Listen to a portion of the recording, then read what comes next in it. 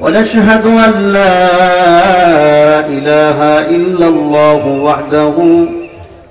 وحده لا شريك له ونشهد أن سيدنا وسندنا وحبيبنا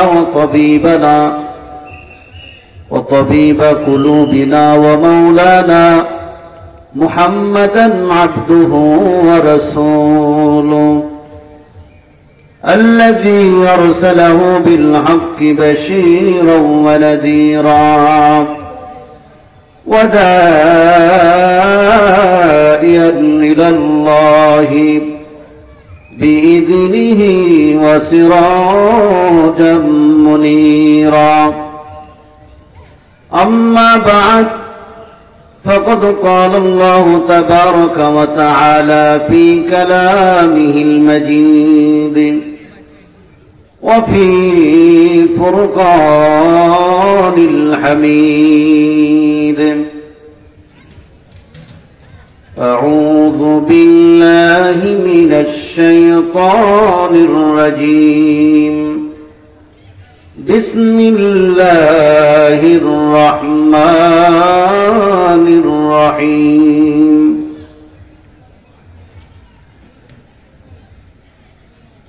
وقضى ربك ألا تعبدوا إلا إياه وبالوالدين إحسانا وقال النبي صلى الله عليه وسلم الجنة تحت أقدام الأمهات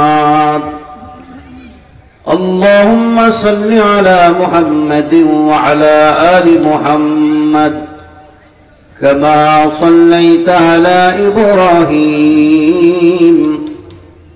وعلى آل إبراهيم إنك حميد مجيد اللهم بارك على محمد وعلى آل محمد كما باركت على إبراهيم وعلى آل إبراهيم إنك حميد مجيد بلغ العلا بكماله كشف الدجى بجماله حسنت جميع خصاله صلوا عليه وآله কবে জানি ডাকাশিবে এ বাড়ি ঘর সারিতে কবে জানি ডাকাশিবে এ বাড়ি ঘর সারিতে আপন পোশাক খুলে খুলে সাদা কাফন পরিতে বালাগাল উলা বিকামালিহি কাশাফাত তুজা বিজামালিহি হাসনাত জামিউ খিসালিহি সাল্লু আলাইহি ওয়া আলিহি কত নামি দামি প্রতাপশালীরা এ ফুটনগর মাটির নিচে নিয়েছে ঠাঁই ঠিক কিনা বলেন কত নামি দামি প্রতাপশালীরা এ ফুটনগর খানপাড়া মাটির নিচে নিয়েছে ঠাঁই কবরের মাটি খেয়েছে তাদের কি কবরের মাটি খেয়েছে তাদের কি দুনিয়ার বুকে কোনো চিহ্ন নাই একটু মোহাব্বতে কালেমা পড়ি লা ইলাহা সবাই লা ইলাহা লা ইলাহা ইল্লাল্লাহ লা ইলাহা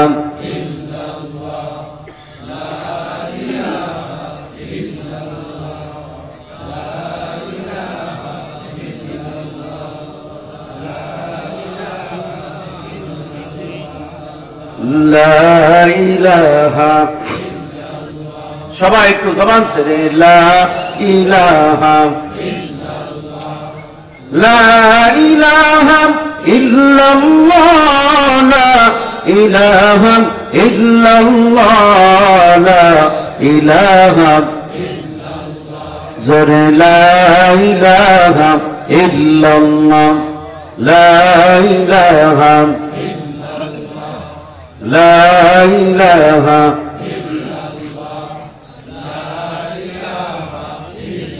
লা ইলাহা ইল্লাল্লাহ মুহাম্মাদুর রাসূলুল্লাহ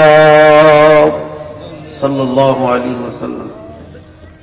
ফুটনগর খানপাড়া কেন্দ্রীয় কবরস্থান কমিটি এর উদ্যোগে আজকের এই মহতী বার্ষিক ওয়াজুদান মাহফিলের সম্মানিত প্রধান মেহমান বিশিষ্ট আলেমে দ্বীন মুফতি মুর্তজা হাসান ফৈজ মাসুম দামাত বারাকাতুহুম, আজকের মাহফিলের সম্মানিত প্রধান অতিথি জনাব আলহাজ মোহাম্মদ ইকবাল হোসেন শামীম, বিশিষ্ট ব্যবসায়ী, সাবেক ছাত্র নেতা ও সাবেক সদস্য মানিকগঞ্জ জেলা যুবদল, এবং আজকের মাহফিলের সম্মানিত সভাপতি সদর, যিনি মাহফিলের সভাপতিত্ব করছেন জনাব হাজী মোহাম্মদ রেজাউল করিম খান, অবসর কর্মকর্তা, বাংলাদেশ বিমান বাহিনী ও আমেরিকা প্রবাসী। আজকের মাহফিলে যিনি আখিরি দোয়া ও মোনাজাত পরিবেশন করবেন বিশিষ্ট আলেমে দ্বীন, অসংখ্য হাজারো ছাত্রের উস্তাদ মুহতারাম, জামিয়া হযরত বেলাল রাদিয়াল্লাহু তাআলা আনহুর প্রতিষ্ঠাতা পরিচালক প্রিন্সিপাল হযরত মাওলানা মুফতি শামসুল আরিফিন সাদি দামাত বারাকাতুহুম, এছাড়া সম্মুখপানে সমবেত দিন প্রেমী, ইসলাম প্রেমী আমার যুবক ভাইয়েরা, মুরব্বী বাবারা, পর্দার আড়ালে অবস্থানরত শ্রদ্ধেয় সম্মানিতা আমার মা বোনেরা, আল্লাহ জাল্লা শাহ মোহাম্মদ নওয়ানুর দরবারে কালিমাতুশ শুকর, দিল থেকে মন থেকে শুকরিয়া আদায় করছি যে আল্লাহ পাক আমাদেরকে শারীরিক সুস্থতা দান করে, ভালোবেসে মহব্বত করে সেই আসরে নামাজের পর থেকে এ পর্যন্ত কোরআন হাদিসের এই মজমায় আলোচনায় আমাদেরকে এই রহমতি বরকতি মাহফিল আল্লাহ পাক শামিল হওয়ার তৌফিক দান করেছেন। এজন্য শুকরিয়া আদায় করি, পড়ি আলহামদুলিল্লাহ। শুধু সামনের বাবাজিরা আসতে পেরে খুশি, পিছনের বাবাজিরা মনে হয় বেজার। আপনারা কি বেজার নাকি? ডানে বামে আপনার বেজার? সবাই খুশি তো? চিৎকার দেন আলহামদুলিল্লাহ বলেন, জোরে বলেন আলহামদুলিল্লাহ, নারে তাকবীর। ভিতরে এই যে বসছেন প্যান্ডেলের ভিতরে, কেমন লাগতেছে বলেন? ভালো লাগতেছে না?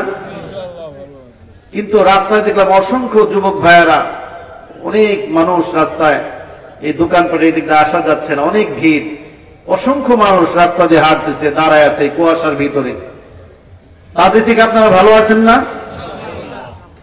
ঠান্ডা লাগবে না, বসে বসে কোরআন হাদিসের কথা শুনতেছেন, আমল নামার মধ্যে সওয়াব আছে না নাই? গুনাহ মাফ আছে না নাই?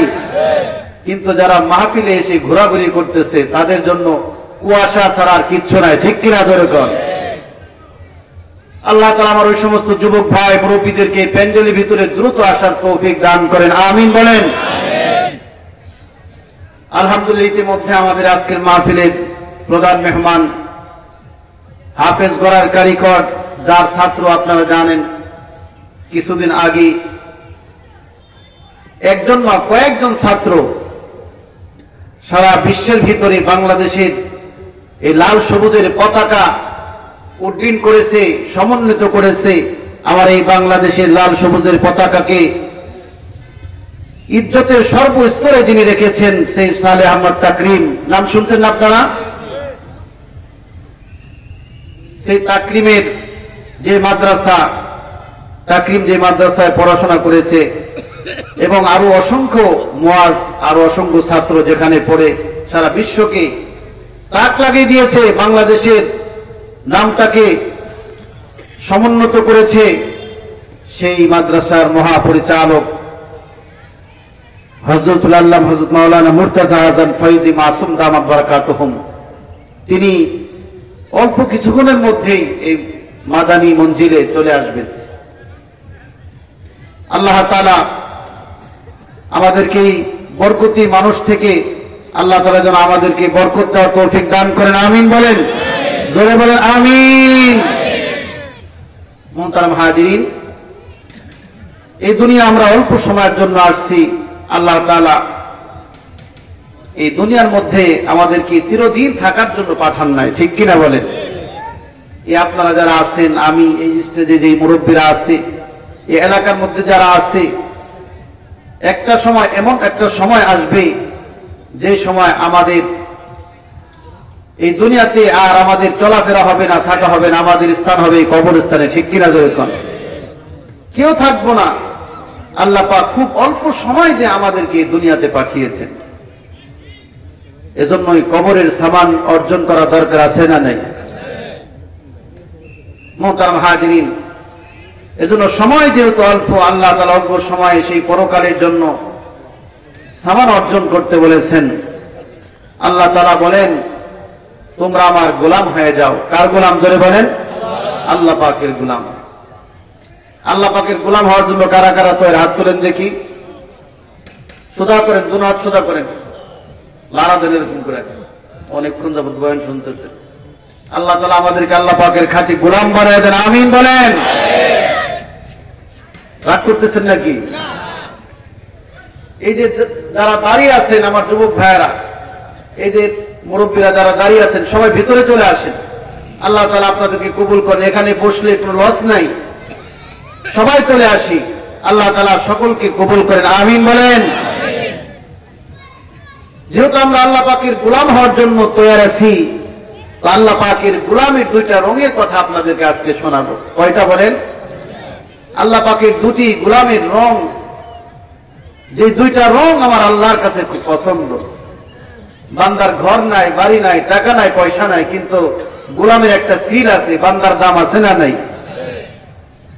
চেহারা সুন্দর না, টাকা নাই, বাড়ি নাই, ঘর নাই, কিচ্ছু নাই, দিনে ভালো করে একটু খাইতেও পারে না, কিন্তু মাওলার সাথে একটা কানেকশন আছে, ওই বান্দার দাম অনেক বেশি, ঠিক কিনা জয় বলে? বেলাল তো খুব সুন্দর ছিলেন, তাই না? বেলালের চেহারা খুব সুন্দর ছিল না, ঠোঁটগুলো ছিল মোটা, চেহারা ছিল তেমন সুন্দর না, কালো ছিল। বেলাল তো গোলাম ছিলেন, শুধু সে গোলাম তা নয়, তার বাবাও গোলাম ছিলেন। হযরতে বেলাল রাদিয়াল্লাহু তাআলা আনহু আল্লাহর সাথে তার এমন একটা সম্পর্ক হয়েছে, দুনিয়া তার দাম না থাকতে পারে, আল্লাহর কাছে তার দাম অনেক বেশি, সুবহানাল্লাহ। বেলালের মতো গোলাম হতে হবে, ঠিক কিনা বলেন? ভাইয়ের আমার, এই দুনিয়াতে থাকার জন্য আসি নাই, আল্লাহ পাক অল্প সময় দিয়ে আমাদেরকে দুনিয়াতে পাঠিয়েছেন। যে কোনো সময় মালাকুল মউত আজরাইলকে আল্লাহ পাক পাঠিয়ে দিবে, আমাদের জান কবজ হয়ে যাবে। 1 মিনিট আগেও না পরেও না, নির্দিষ্ট টাইমে আল্লাহ পাক মালাকুল মউতকে পাঠিয়ে দিবেন। এজন্য আল্লাহর কাছে দামি হওয়া লাগবে, রবের সঙ্গে সম্পর্ক থাকতে হবে। বাবা, রবের গোলামি করে রবের গোলাম হওয়া লাগবে। যেমন গোলাম হয়েছিল হযরতে বেলাল, যে বেলাল হাঁটতো মদিনায়, তার হাঁটার পায়ের শব্দ, পায়ের হাঁটার শব্দ আল্লাহর নবী জান্নাতের মধ্যে পেয়েছেন, সুবহানাল্লাহ।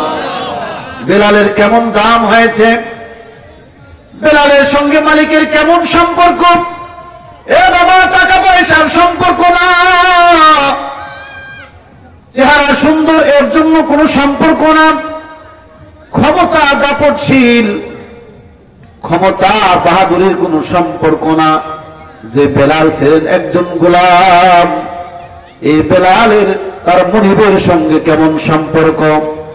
বেলাল একদিন মদিনায় আযান দেন নাই, আল্লাহ পাক সূর্যকে বলেছে, এই সূর্য তুমি উঠবা না, আল্লাহু আকবার বলেন। বেলালের আযানের জন্য আমার আল্লাহ পর্যন্ত অপেক্ষায় থাকতেন। বেলালের সাথে মাওলার এমন একটা সম্পর্ক ছিল, বেলাল আযান না দিলে মাওলা সূর্যকে উঠাবেন না। মদিনাবাসীর ঘুম শেষ হয়েছে কিন্তু সকাল হয় না, ফজর হয় না। আল্লাহর নবীর কাছে জিবরাইল এসে হাজির হয়ে গেছে। ওগো পয়গম্বর, আজকে যতক্ষণ পর্যন্ত না বেলাল আযান না দিবে ততক্ষণ পর্যন্ত আল্লাহ তাআলা সূর্যকে উঠাবে না। আল্লাহু আকবার বলেন। বেলালকে আযান দিতে বলেন। হযরতে বেলাল যখন আযান দেয় আল্লাহ তাআলা সূর্যকে উদিত করে দিয়েছে। জোরে কোন আল্লাহু আকবার। এজন্য গোলাম হওয়া দরকার আছে না নাই? কার গোলাম জোরে বলেন? আমাদের মনিবকে। চিৎকার দেবেন আল্লাহু আকবার। জোরে বলেন আল্লাহু আকবার। নারে তাকবীর। আল্লাহ পাকের গোলাম হওয়ার জন্য বাবা এই দুনিয়াতে আল্লাহ পাক আমাদেরকে পাঠিয়েছেন।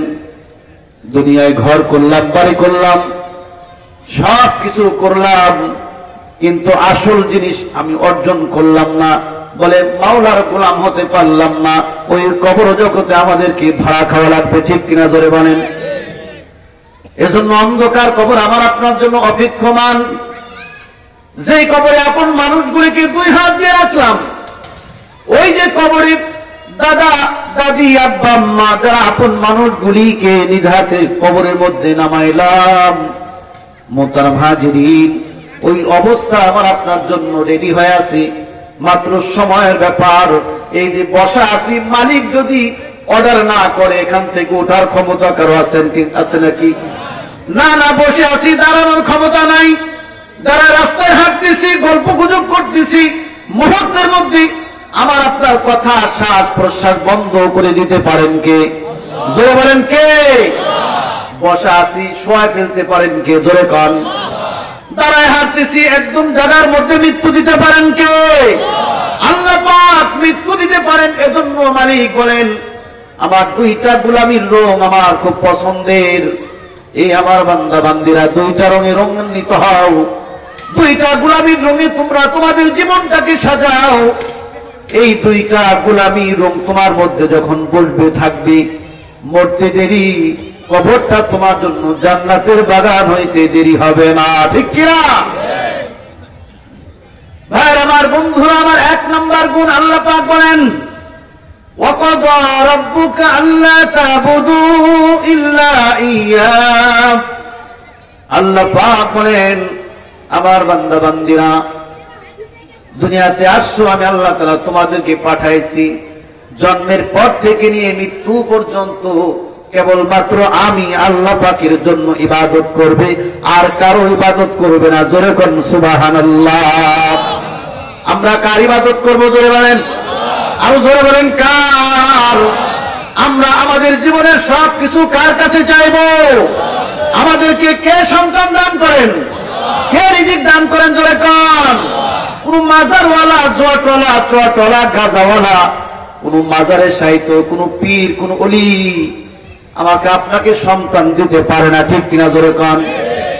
আমরা এখান থেকে ঠিক ঠিক বলি, আবার বাড়িতে গিয়ে আমাদের ঠিক ঠিক থাকে না, ঠিক কিনা জোরে কন? আমাদের মাইন্ড করে যায়, আমরা মনে করি ওই যে মাজারে যদি একটা গরু দিয়ে একটা ছাগল দিই, ওই মাজারে যে সাহিত্য বাবা পীর বাবা মনে হয় আমার সংসারে বরকত দিতে পারে। নাউজুবিল্লাহ কন। সন্তান দেওয়ার ক্ষমতা কোন ওলির আছে নাকি বলেন? কোন নবী রাসূলের আছে? নবী রাসূল তো অনেক উপরের লেভেলের। মুহতারাম হাজিরিন, আমরা তো একজন পাগল মরে গেলে তার কাছেও যায়, কই বাবা দাও, ঠিক কিনা ধরে কর। একটা জায়গায় দেখলাম কুত্তাশার মাজার, পরে জিজ্ঞাসা করলাম কেন মাজার? ওই কুকুরটা এখানে একটা বাজারে একটা পাগল ছিল, ওই পাগলের লগে থাকতো। পরে কুকুরটা মারা যাওয়ার পরে বাজারেই তাকে দাফন করছে, মাটি দিছে। ওইটাকে ঘিরা ওই যে পাগলের সঙ্গে ছিল কুকুর, আর পাগল তো আল্লাহর সাথে অনেক সম্পর্ক, ঠিক কিনা? অনেক পাগল আছে মুহতারাম হাজিরিন, গায়ে গন্ধ, মাথায় চট, গোসল করে না। আল্লাহ তাআলা তার জেহান শক্তি নিয়ে নিছে, কিন্তু এই পাগলের মধ্যে যে অনেকে, হ্যাঁ তার সেবা যত্ন করেন, ভালো কথা, তাকে মারবেন না, কষ্ট দিবেন না, পারলে তার সুচিকিৎসার ব্যবস্থা করেন, তাকে খাবার দেন, থাকার জায়গা দেন, ঠিক কিনা? এটা মানবতার একটা অধিকার। কিন্তু এই পাগলের পিছে পিছে আপনিও যায় পাগল হয়ে গেলেন, জটালা হয়ে গেলেন, নামাজ ছেড়ে দিলেন। এই পাগলে আপনার সব এমন লোক সমাজে আছে না নাই? আছে না নাই? মোহতারাম হাজরিন, সেই কুকুরে মরে গেছে, এখন কুকুরের ওই যেখানে দাফন করছে মাটি দিছে, এই কুকুরের কবর ঘেরা মানুষের ভিড়, পাগলের সাথে এই কুকুর ছিল। সুলাসার মাজার নাম শুনছেন না? হযরত শাহ সুলাসার মাজার। এই বয়ানটা আপনার অনেক শুনেছেন, ইউটিউবে আছে, আল্লামা সাইদি রহমতুল্লাহ আলাইহি তিনি ওই বয়ান করেছেন। তো জিজ্ঞাসা করে হযরত সুলাসার মাজার কারণটা কি? এই জায়গায় কে যেন বস্তার ভিতরে সুলা ভিজায় রাখছিল, ভিজায় পরে ভিজা সুলা এখানে দাফন করছে। কিছুদিন পরে এই সুলা যখন গাছ হয়ে গেছে, সুলা ফুলে মাটি উঁচু হয়ে গেছে, নাম হয়ে গেছে হযরত সুলাসার মাজার। নাউযুবিল্লাহ কোন। বাংলাদেশে এমন মাজার আছে নাকি বলেন? আছে না? অনেক মাজার। সেই মাজারে দেখবেন আমার আপনার মতো মুসলমান সেখানে যায় ভিড় করে। কি জন্য? বলে সন্তান দিবে, সন্তান হয় না, ব্যবসা বাণিজ্যে বরকত নাই। মোহতারাম হাজরিন, এই যে ঢাকার গুলিস্তানে এখানে একটা বড় একটা মাজার আছে রাস্তার মোড়ে, দেখছেন কি? গোলাপ শাহ মাজার। কিছুদিন আগে দেখলাম আমি, বড় ওখানে আসলে গরিব মানুষ খুব কম দেয়। ওই মাজারের ভিতরে সব থেকে বেশি টাকা দেয় ধনীরা। একজন মহিলা কোটিপতি, দামি গাড়ি থেকে নাইমা অনেকগুলি টাকা দিল, সেখানে সেজদা দিল, তারপরে এরকম করে করে পিছন দিয়া বের, এরকম পিছে হয়ে বের হলো আর কি, পিছ দিয়া, মানে পিঠ প্রদর্শন করলো না। তারপরে গাড়িতে চললো। পরে ওই খাদেম তার সাথে আবার একটু কথাও বললো। তো আমি বললাম, ওখানে আমি ছিলাম, তো ওই ভাইকে বললাম যে ইনি কে, এত দামি গাড়ি থেকে নামলো? দরজাটা আর একজনে খুলে দিল। বলে অনেক ধনী লোক, মাঝে মধ্যে এসে টাকা দিয়ে যায়। তো মোহতারাম হাজিরিন, এরকম বড় বড় অনেক ধনী মানুষ এই মাজারে টাকা দেয়, কারণ তাদের একটা মনের ভিতরে আশা যে এখানে কিছু দিলে কিছু হবে, ঠিক কিনা? দেখবেন তাদের খোঁজ নিয়ে দেখেন, স্বামীর সঙ্গে হয়তো সম্পর্ক নাই, হয়তো সন্তান নাই, অনেক আশায় তারা এগুলো করে।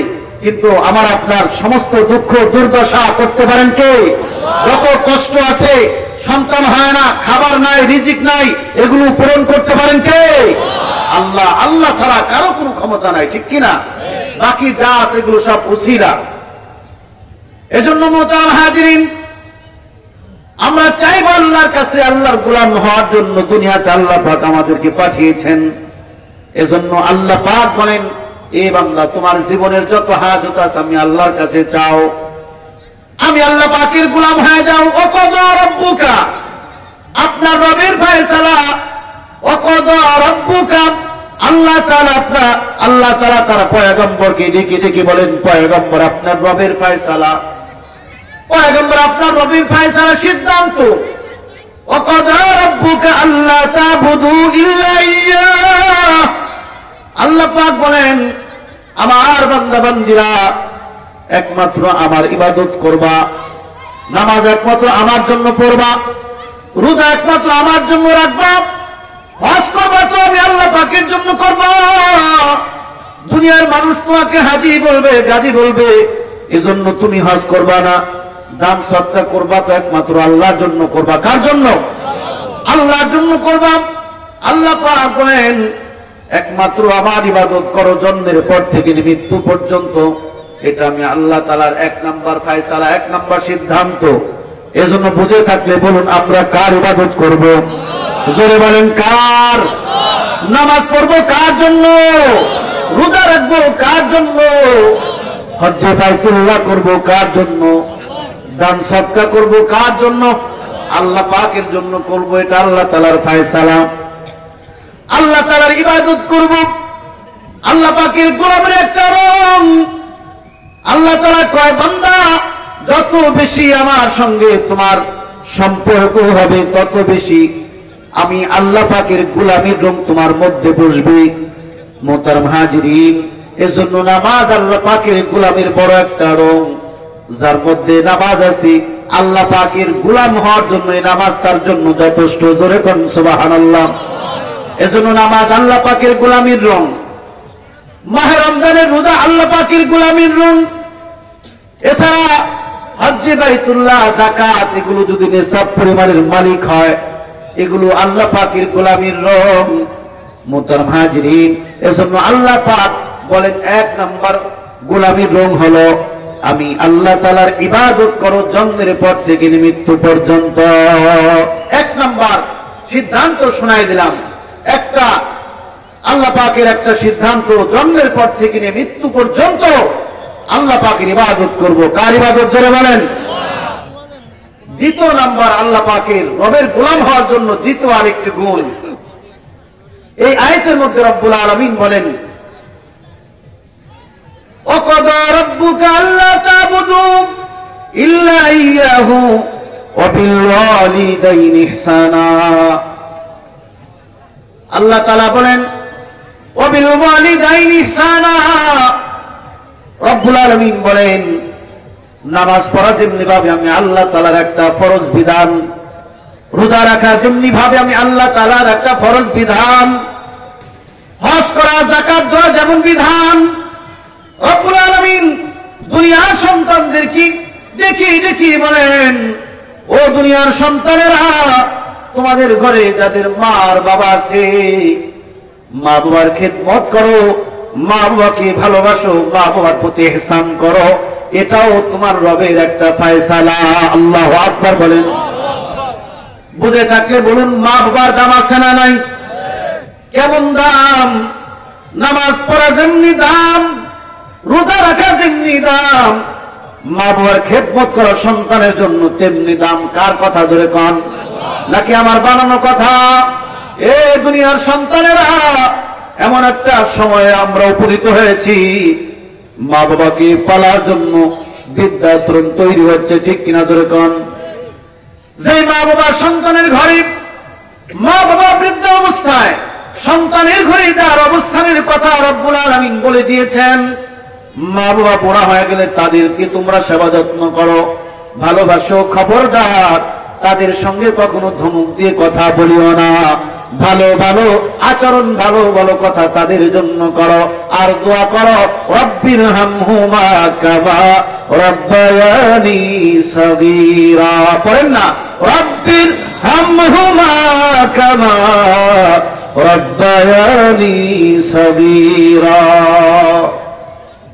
মুহতারাম হাজিরিন, বর্তমান সমাজে মা বাবা অনেক বাড়িতে অবহেলিত, লাঞ্ছিত, নাকি ভুল বললাম?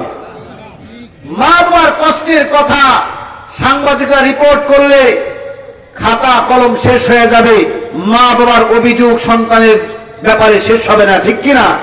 এমন পাষণ্ড, এমন জালেম সন্তান এই সমাজে আছে, মা বাবাকে এত কষ্ট দেয়, ওই সুন্দরী বিবির কথায়, শ্বশুর শাশুড়ির কথায় এমন কষ্ট সন্তান মা বাবাকে দেয়, সেটা বলে প্রকাশ করা যাবে না। কিছুদিন আগে, এই যে মাত্র কয়েকদিন আগে, যারা অনলাইনে থাকেন দেখেন, বাবাকে সন্তানরা এই শীতের মধ্যে ঘরের বাইরে বের করে দিয়েছে।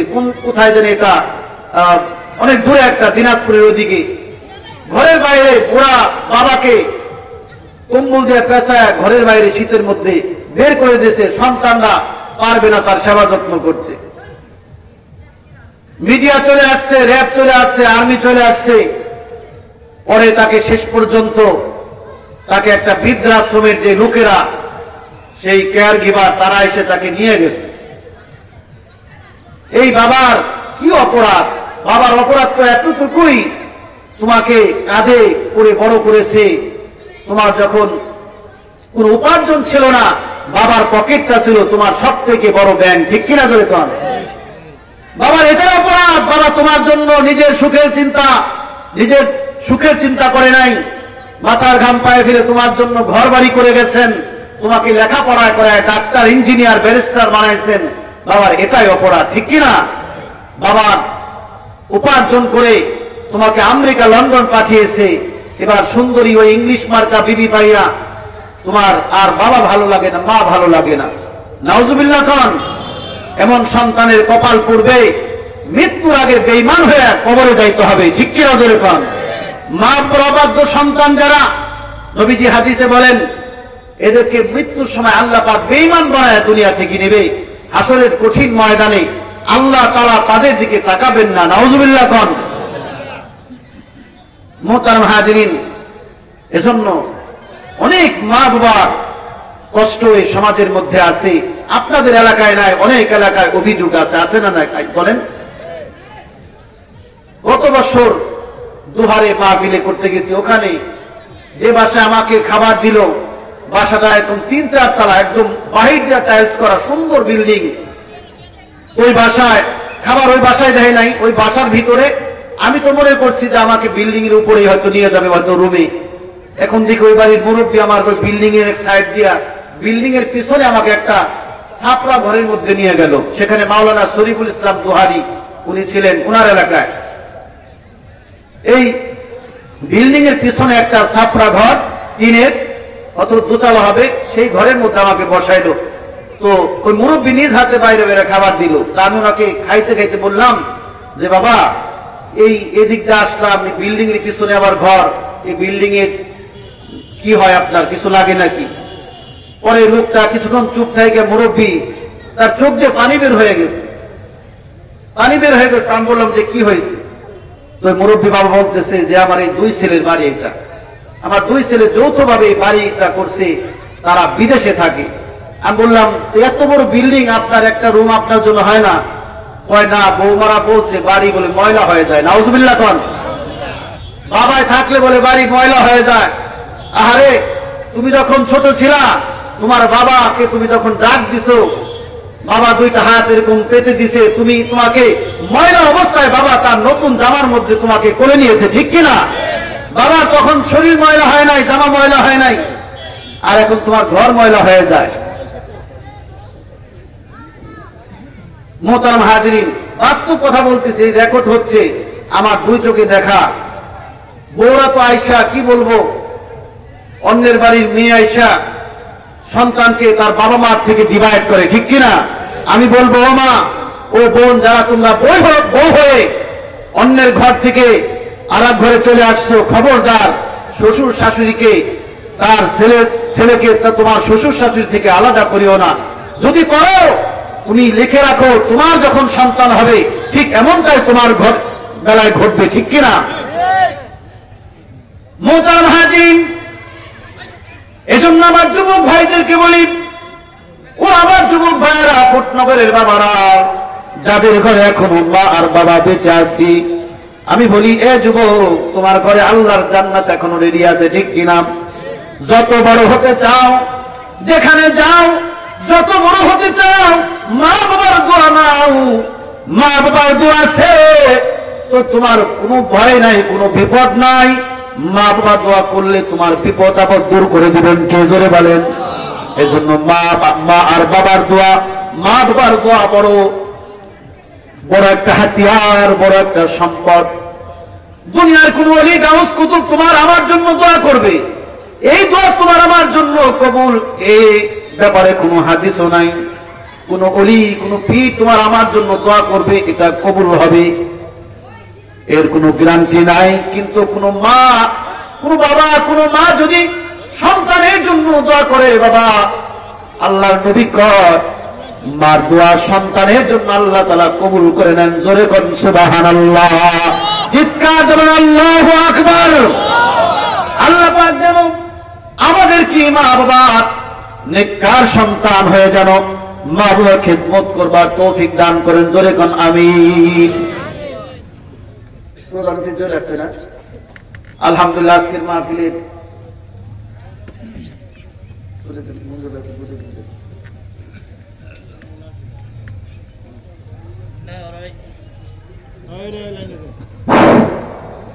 নারে তাকবীর, প্রধান অতিথির আগমন, প্রধান অতিথির আগমন।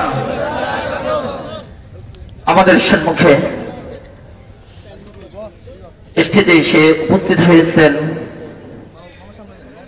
জনাব আলহাজ মোহাম্মদ ইকবাল হোসেন শামীম। জনাব আলহাজ ইকবাল হোসেন শামীম মঞ্চে এসে উপস্থিত হয়েছেন। যারা বাহির আছি আমরা সকলেই ভিতরে চলে আসি, সকলেই ভিতরে চলে আসি ইনশাল্লাহ।